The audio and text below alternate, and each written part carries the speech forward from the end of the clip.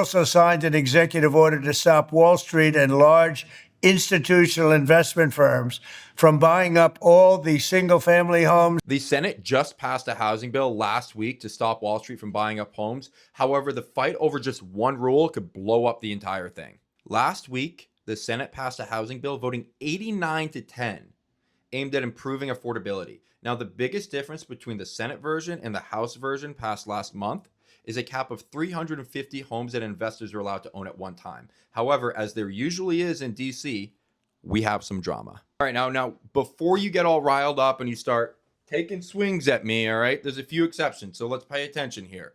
Investors can still purchase homes over that 350 cap just as long as they need major renovations and they build what are known as build-to-rent homes. These are homes constructed specifically to be rentals.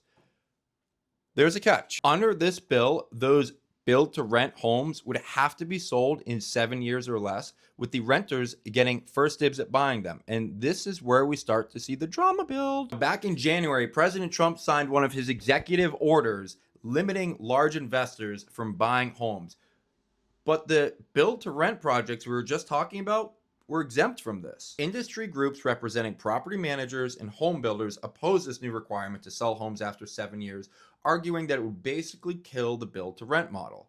On the other hand, the National Association of Realtors supports the bill, saying it would push large investors to sell homes to everyday buyers. We're not dumb. Property managers make more money when there are more rentals. Realtors make more money when there are more sales. This is probably going to be controversial, but as someone who's both a realtor and a property manager, I think that the 7-year sale requirement is actually one of the most important parts of this bill. But let me explain why.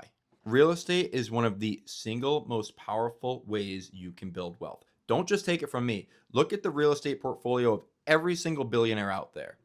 Every mortgage payment you make builds equity in something that you own. But when you pay rent to a large investment firm, that money is building their equity, not yours. I mean, of course, we're not surprised that these investors don't want to sell off their rental portfolios. I mean, these properties are long-term cash machines just raking it in. And so if we really want to see housing prices stabilize and home ownership become more obtainable for the general population, the supply of homes for sale, not just homes for rent, is going to have to increase. And that means limiting how many properties large investment firms can control without these loopholes that they can jump through. Make sure you follow along for not only updates on this bill, but all other laws and changes that will affect the real estate market.